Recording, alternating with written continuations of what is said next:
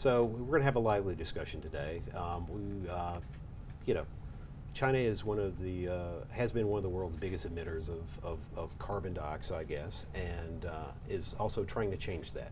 Yeah. By 2060, they want to be carbon neutral. And against that backdrop of changing climate focus in China, we have green financing, and particularly green bonds, growing dramatically. It's about $56 billion US last year, and they expect about 350 overall worldwide this year, according to the Climate Bonds Initiative. And so against that backdrop, we want to talk a bit about what green bonds are going to mean for China's efforts to change its climate focus, and as well as Hong Kong's role in that, particularly as it comes to developing the GBA. So thank you for joining us. And one of the first questions I'll throw to you, KS. I want to ask about sort of where you see the role of sustainable financing. How is it going to play into people's portfolios, and in particular, what is the mix going to be like? Is it going to be green bonds and sustainable bonds and other types of financing? Thanks, Chet, for having me, and thanks for the question.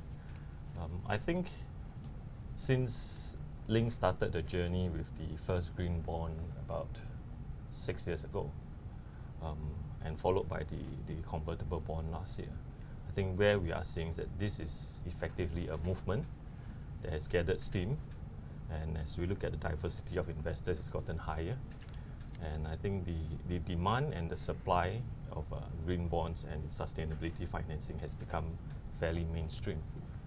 So I think if you look at where things are going, I think this is what I'll call a new normal in sustainability plus financing, and I think this is something that is going to get more mainstream, more common, and I think this is something that we can't ignore.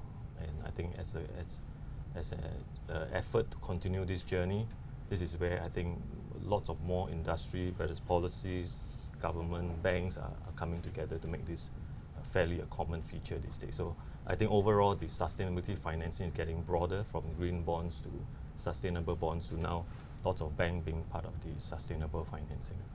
And how do you feel it's going to evolve over time in terms of percentage within portfolios? Do you feel like it's something where it's going to be 25%, 50%?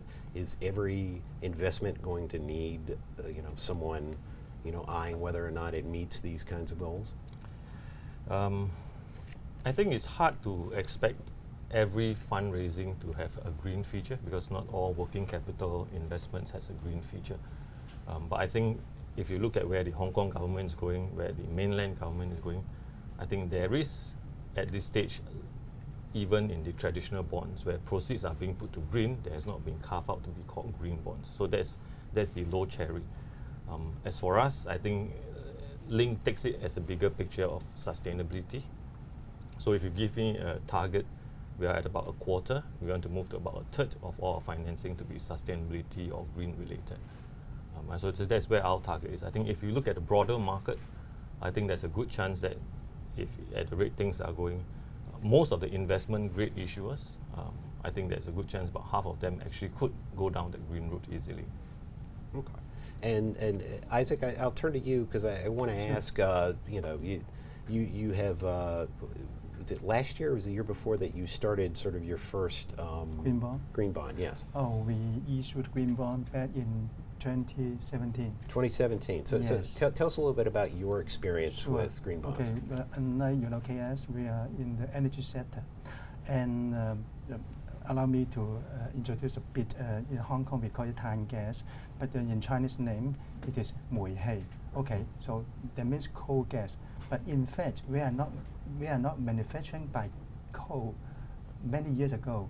Now we are using the naphtha, and also half of the feedstock is the natural gas, and almost 3 to 5% are the landfill gas. So it is very clean. I can tell you a figure that released earlier by the Environmental Bureau. The greenhouse gas issued by the energy sector in Hong Kong accounted to almost 60% by the energy sector, but we only contribute less than 1%. Right. Okay, so it is very difficult for companies like us to issue green bonds because you have to, not using fossil fuel, even though natural gas is very clean, but it is still fossil fuel, and also not nuclear energy. Okay, so we issued the green bonds back in 2017. Only one project. We were financing 4 projects by then. Only one project in Hong Kong, but 3 projects in mainland China, and the only one in Hong Kong is the application of the landfill gas. And are you able to pursue more types of green financing in China? Is it easier than it is in Hong Kong? It's much more easier in China because of the the landscape. There, you have a lot of investment opportunities in mainland China. In Hong Kong, we are just it's kind of traditional industry, and you cannot invest more. We have just only 3 strategic landfill gas sites in Hong Kong, and 2 of them already operated by us. So we have to search new investment opportunity. Then green bond help us a lot because when in China, the other 3 projects, I can name one of it. It is now situated in Suzhou in Jiangsu province. It is turning the waste, the kitchen waste, into the gas and other usable things. So it is because in mainland China, the landscape, its territory is very huge. So of course, and also the opportunities are lost. So we can only find such kind of investment opportunities in China by applying the green bonds. And we'll come back and talk a little bit more about Hong Sure. Kong and sort of where Hong Kong is. But Ellen, I wanted to talk to you a little bit about sort of the categories for what constitutes a green bond, and particularly internationally, you tend to have some different standards between China, or the mainland, and internationally, and so not all of those projects are actually being classified as green bonds, at least on an international level. So how is that difference making it more difficult for companies, say Town Gas or Link or others to pursue green financing? So if we take the example of Town Gas, for example, because Issac has mentioned about fossil fuels or, for example, like clean coal, etc., we actually have indeed there's some sort of deviation between the different international standards or taxonomies or frameworks or whatever we call it between China and possibly maybe the European and as well as, for example, the ICMP's green bond principles, and there's also the CBI, the climate bond initiatives, climate bond standards. They are different definitions, and what I find is even though they have a bit of deviation, but at the end of the day, when the green bonds, most of them in currently the market, they are talking about the use of proceeds approach, which I think everyone is very easily understanding and adapting, and investors actually using them to invest. I think when the use of proceeds approach is used very clearly, where the issuers have clearly providing the information about what's my green bond is using for, and investors can make their decisions very clearly as well, because at the end of the day, it's about the data and it's about the credible data. So whether about, for example, the clean coal, we can talk about it later as well if we want to talk about the China and the EU thing. But there's already some proposal from China, because there is the latest consultation version of the 2020 version of the Green Bond Project Catalogue that has actually proposed to eliminate activities related to fossil fuels, including clean coals, which is seen as controversial to international investors. So we have seen a big progress in that, actually.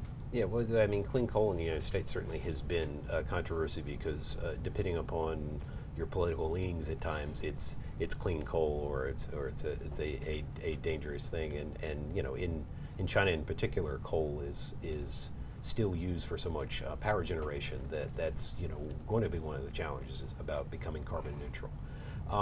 Let me ask. I'll start with you, Isaac, about about KS, about the this environment.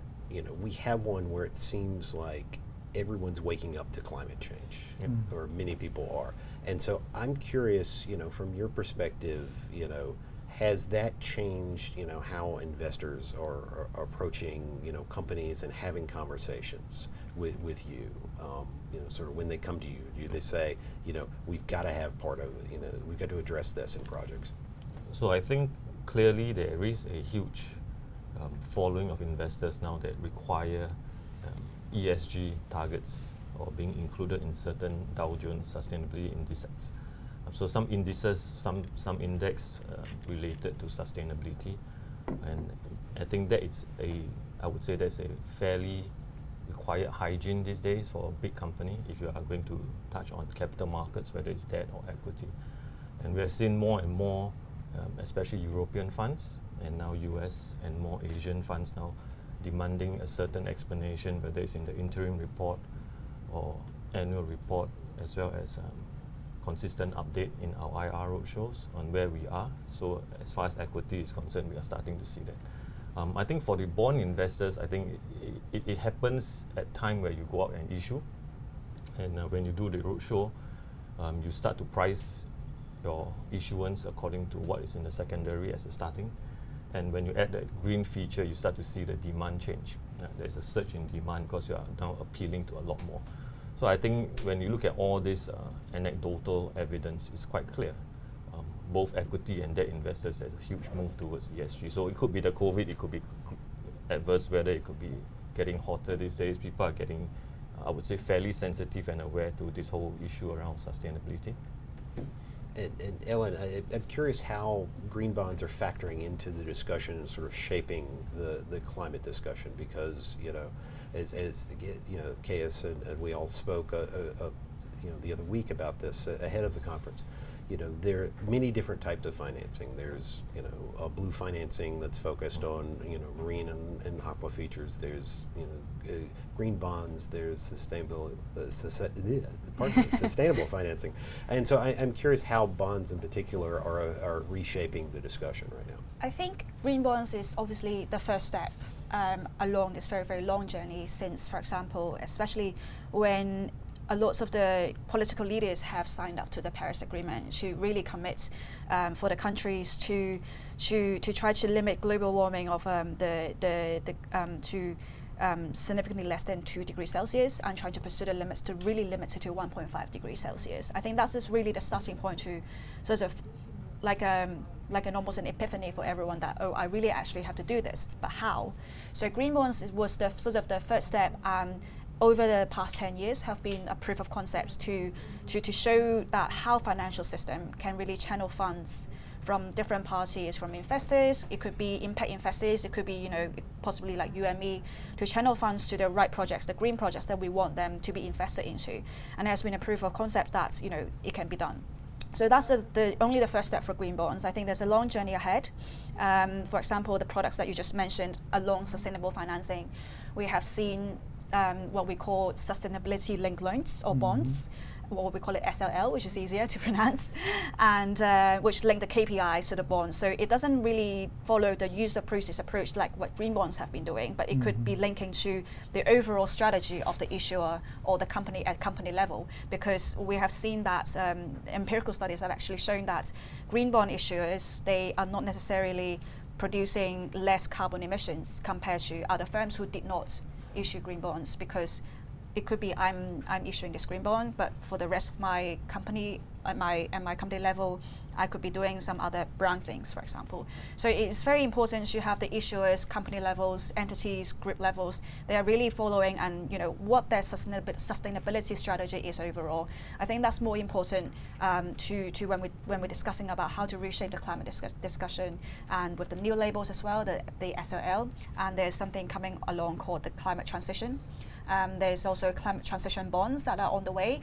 I don't think there's any in Asia or in China or Hong Kong yet, but definitely in Europe, they are they are bonds or financial instruments that for companies who may not be able to apply green bonds because of their certain assets or capital that is just, for example, an airline.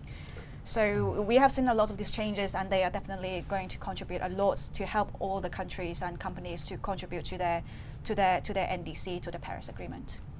And so, Isaac, let me ask you this. Sure. As an energy company, Yeah. you are limited in what you can do in terms of projects. Yes, And so do you think that companies, whether they're in traditional industries, whether they're airlines, whether they're energy, are going to find themselves having difficulty, to attract investors if they can't offer, a larger portion of these types of financing vehicles? It's a good question because nowadays, not like in my young time, in winter, it is 4 degrees Celsius now today. So we all suffer from the climate change. Okay, so every industry, not only our industry, we have to face this fact. And if you did not do something to show to the community and or all your stakeholders that you are what your business doing is for the future of the world, then people will not invest in your company. I would like to quote another case like last year maybe there was a company, the PG&E, the utility company, okay, bankrupt protection, and there was a news that they have to pay 250 billion, $25 billion for the compensate the victims. Okay, people say that you are in the utility company, for Thai gas we are already now 158 years, but will we still here 100 years later? We are very have a sense of the urgency to change. For example, in Hong Kong, we enjoy the piped gas because Chinese people like the neck fryer, right, and to the long time shop soup, 3 hours, and or the rice dumplings, okay, Dragon Boat festival, okay. But in mainland China, there's different story. Many young people, they are growing up, they are not like Canton people. They are very, the Western lifestyle. They eat, not cooked food. Right. I mean the Japanese fast food. Okay, but we just only have our, the water heater for them. So we have to think about other than our traditional industry. We have to innovate, of course, to attract our customers. Also have increase the high efficiency. For example, the water heater.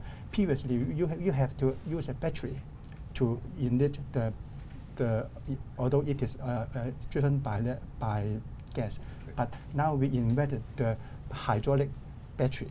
We just use the water flow. So we have to innovate. And other than this traditional industry, we have to find other way to expand our business. So what I mentioned that before that in Suzhou we have the waste, turning the kitchen waste to other useful materials, and other projects also to make the we call it the hydrated HVO, hydrated vegetable oil, to make it as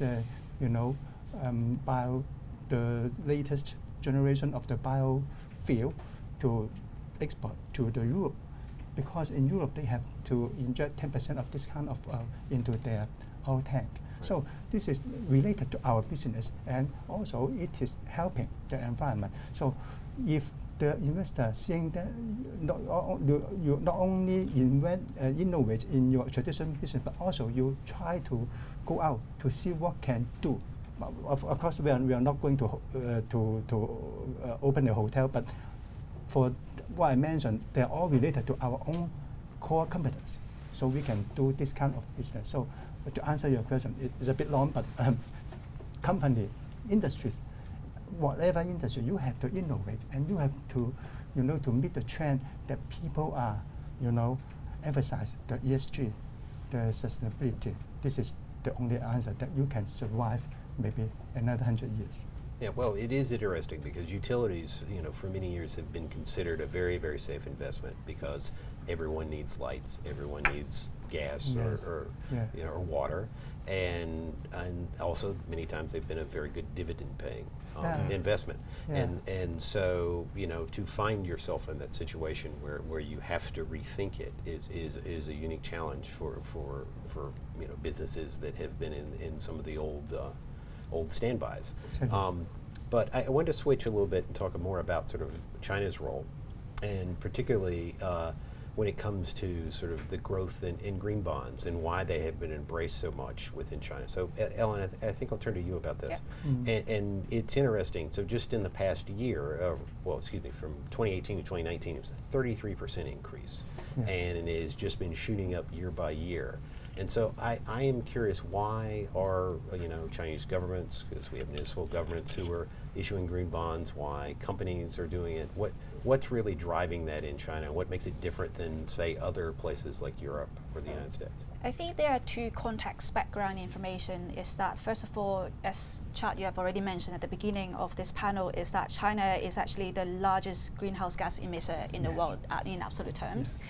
And secondly is on the financial side as well. China is the second largest bond market in the world as well, just behind the USA. So with these two elements combined together, it makes sense actually for us to have almost the largest green bond market as well from China. And moreover, we can also see that from China, we have seen how the government has really initiated a lot of different policies, and not only from the central government level, but also local governments, and they have got different pilot cities to implement all these policies. We have seen that when they submitted their nationally determined contribution to the Paris Agreement, they have already agreed unconditionally that they will reduce their emission intensity by 60 to 65% from the 2005 level to 2030, which we're only 10 years away. And then only 2 months ago, President Xi actually has announced that they will achieve carbon neutrality by 2060. Yeah. So this is a huge goal, and also something very optimistic for the world, I think, because given them, China as the largest greenhouse gas emitter in the world, that they have pledged unconditionally for these goals is to do all these efforts to achieve what we want to. So green bonds is the one way of doing that for sure, because bonds compared to, for example, equities might be easier to invest for asset managers because they are less volatile, especially in this sort of environments currently we are into. So I think green bonds will remain one of the largest financial instruments for China to embrace sort of what we call to achieve the carbon neutrality, and it sets as a role model really as one of the leading economies in the world that they are ready to contribute and to embrace such thing. Yeah, well, KS, I want to ask you about this because it's interesting. China has a lot of goals, whether you look at the new 5-year plan, you listen to Xi's speech at the United Nations, but from embracing electric vehicles to just the recycling initiative, that pilot that we're seeing in Shanghai and other cities. I frankly don't know where to put my garbage right now because of that. This is, and so different industries have sprung up because of that. But within all of that, I'm curious, how much financing do you think is public financing is going to be done with this? How much is going to be paid from government? How much are we going to see investors, particularly as the markets open up more? I think if you look at how huge the potential of this market is, and the fact that it's starting from fairly low base. So I think you cited a number of 56 or 59 billion and 33% growth. And when I look at the potential of this market with the commitment made, with the low base, and if you compound it, I think you are looking at a $1 trillion market 20, 30 years down the road. And I think that is one part. The other part is like you say, all these initiatives that the government is doing. I always say it's always 5 steps forward, 1, 2 steps backward, but directionally, I think everybody is trying to figure out how to get this right. And I don't see them turning back from this initiative. And after you move down that path and you start to put green projects, green bonds, you're not going to easily go back to something that is more polluted. And history has shown that most of the European economies, nobody wants to go back again. And I think that sets then the new normal of how we expect this whole ecosystem to evolve, if I would put it. Where governments-led, private sector-led, supporting industry, investors, companies coming all together. And I think that to me, where we are heading is a pretty huge movement at the moment. The fact that, like Alan has said, the fact that China has put its foot down and said there's a target that we are hitting. Even if you miss by 5 years, what's the big deal? But I think directionally there's a huge emission reduction that we are looking at. I think across China and across the world, everybody should be pretty supportive and I guess delighted at this whole idea. How much of this do you think will be driven by sort of foreign investors into China? We see the bond markets opening up, the financial markets opening up more. We're seeing government bonds now appearing in various indexes globally. And so do you think we're going to see a bigger push by foreign investors into China, particularly in this space? So taking our own experience from the first bond, green bond, to the second convertible green bond, we're already seeing non-Asian investors from the first bond that was almost fully subscribed by Asian to the latest green bond, convertible green bond last year. It's only about 1/3 Asian. So I think you are starting to see a lot of largely European American money looking for green stuff. And in a way, I think if you look at Ling, look at Hong Kong, I mean, we are all part of China, and I think that direction is fairly unilateral in the sense that it will come. So I think there's more and more, and if you look at where the QE is happening fairly globally in the West, and then there's a flood of money that needs to find home. And I think then directionally it will have to come, and if there's issuance, then the supply will meet the demand. Isaac, I Yes. want to turn to you for a second, Sure. because I think we should talk a little bit about Hong Kong and sort of Hong Kong's role in green bonds, because the city certainly may not have as many projects, but is, as a international financing center, a place where a lot of things are being done. And so I'm sort of curious what you see the city's role being, particularly as we move further into the GBA development. Exactly. In fact, although we do not have much projects in Hong Kong, but say, for example, in GBA, in fact, Tangas has already set up almost 20 companies there. Some are gas companies, some are manufacturing companies, and also we already have a partner with Foshan company for doing some environmental work, and that kind of project definitely could apply for the green bond. But what I would like to address is that green bond is just a means, to achieve the target. And what I'd like to echo what Alan has already mentioned, that President Xi said in the United Nations that mainland China will go into the carbon neutral in 2060. And from my own experience, I'm working in China for 12 years, and our company have been there for more than 25 years. What the boss said, okay, we have this target, they definitely can achieve. So some people may challenge, is it the figure is true? You can use this COVID-19. They just use 61 days to make it here. So you cannot question about the determination. As long as they have their target to achieve, they can achieve it. So, but of course, the green bonds is a very powerful tool for the companies to use for the new projects, and also for our company. In fact, because we have very good, credit rating, so financially it might not very good, but for the branding of the company, because if the project, then you can issue a green bond to finance, then investor just can look at this factor that you have already to fulfill many high criteria, international standards of being green. Yeah. And Case, I'll turn back to you to just ask about sort of Hong Kong and projects.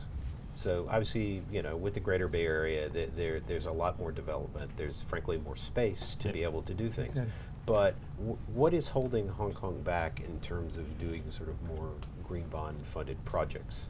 Is it an issue of just the types of buildings that are being built, or the types of work that's happening, or what is sort of keeping the city from being, we're going to redo ourselves and we're going to take away the piping on the side and change Hong Kong a bit? So if I were to use Link as an example, the first green bond was great because we had a piece of land and we committed to build the key site, which is our office with JP Morgan. And we committed that it will be LEED Platinum, it will be well certified. So it was easy. And it was a sum of money that was not enough for the development project. And so it was easy to deploy that first green bond.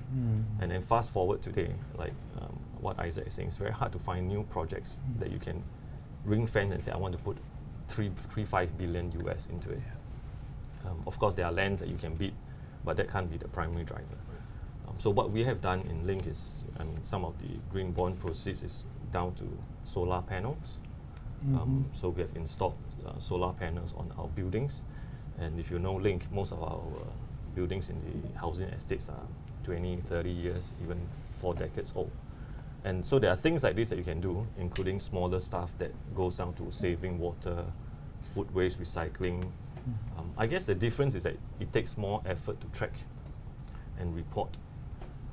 But then where Alan came in and said, if we're going down the sustainability framework using marginal improvement in your scoring and versus direct, and all these things, when you put together, changing an old chiller that's ineffective, putting solar panels, saving more, you put together and you get a higher GRESB score. That's also one way to go down. And I think there's potential now that from green bond, you can then start to talk about sustainability linked bonds and loans. And I think that's how things will have to start to evolve for some of the Hong Kong companies. It would be great to find a new piece of land to do something green again, though. Yeah, well, there's a lot of green land in Hong Kong. It's just a question of how much of it can you develop. I quite enjoy the walks myself. Of course. Yeah. Ellen, let me ask you, with the Greater Bay Area, it's interesting. So when we talk about financing, we talk about how it's going to be. Hong Kong is going to play a major role in terms of international money moving in and money coming out and different things happening. But I'm curious about standards. One of the difficulties for us as we watch this come together is that there sometimes is a disconnect between the two. And so, from your perspective, do you see any kind of gap sort of between how Hong Kong does things and how the financing is being done in the Greater Bay Area right now?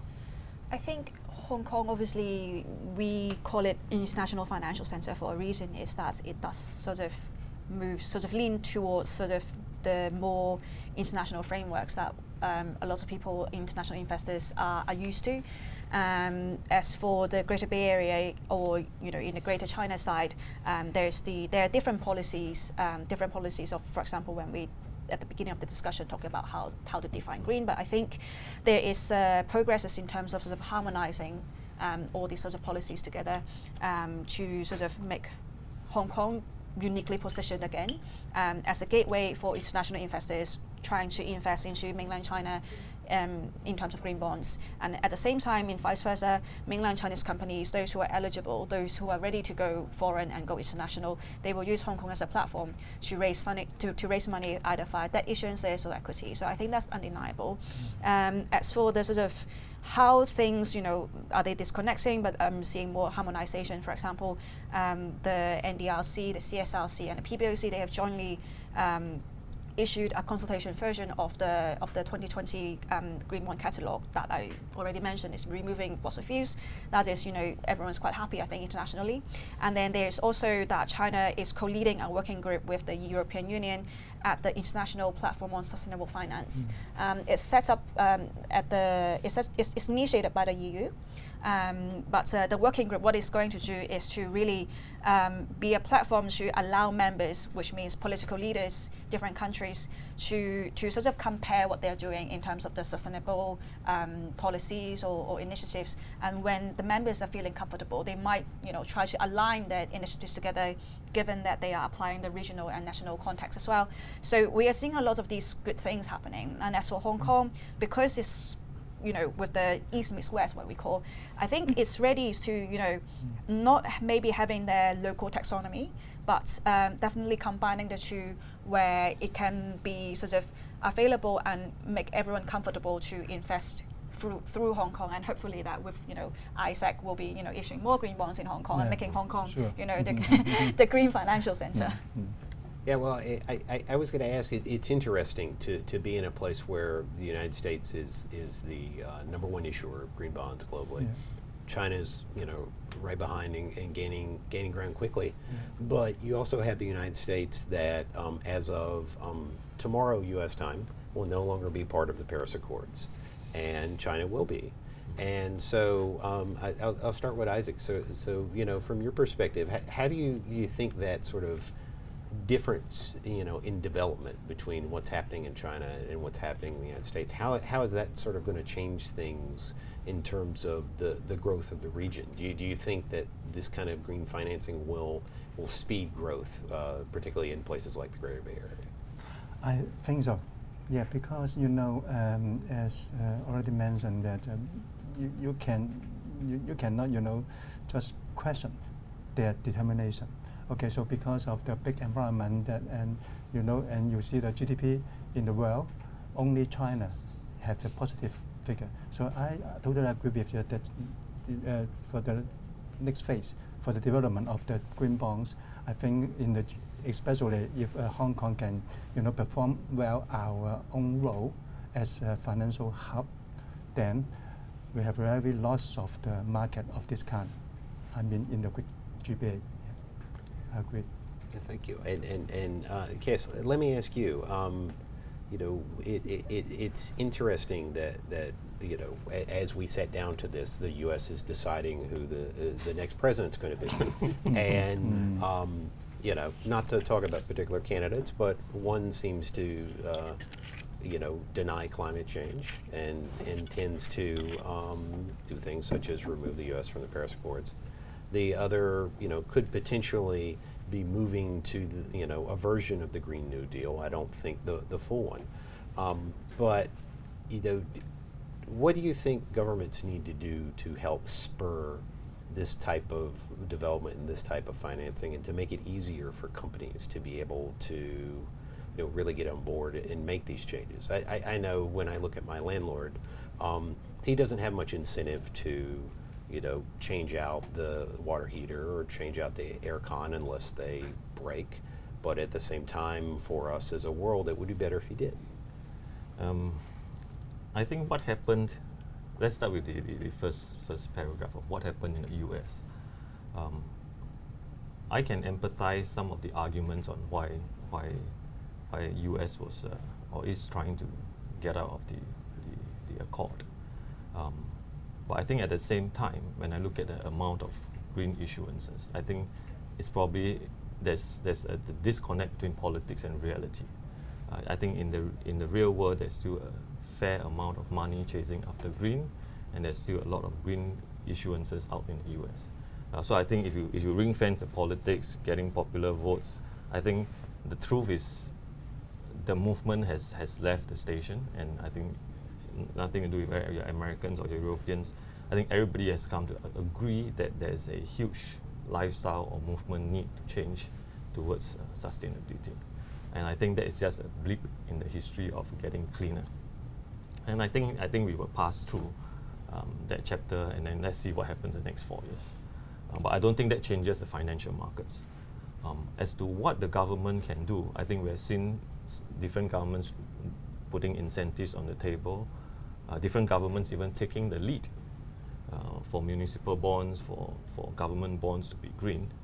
And I think that would then, to the comfort of all of us, is that 98% of the population does go down that road. And I think when you look forward to some of these issues today, where you talk about landlords and all the knots, I think there's a lack. I think for small residential landlords, it's a tough dialogue, because you're talking about mortgage, cash flow and all. I think for bigger real estate developers and landlords like Link or other players in the industry, I think we can almost quantify some of these green initiatives to the return on effectiveness. And then the issue is down to long-term, short-term thinking. Of course, a lot of times if you talk about not changing a chiller, of course, in the short term, the capex is zero. Of course, then the OPEX as goes. And if oil price or electricity price continues to climb as per the last 100 years, then at some point you find there's a break even. And for companies with sound balance sheet, sustainable cash flow, then the decision on changing a chiller earlier, there's a break even point. And I think the more scientific we get about it, the easier it is to make this decision. Thank you, Kes. Thanks everybody for joining us. This has been an enlightening discussion, and I appreciate very much. And I think we're getting ready to go back to Cliff. So thanks again for joining us here. Thanks everybody for joining. Thank you. Thank you. Thank you very much, Chad, and thank you, panelists, for an insightful and timely discussion. And thank you, everybody, for watching the session.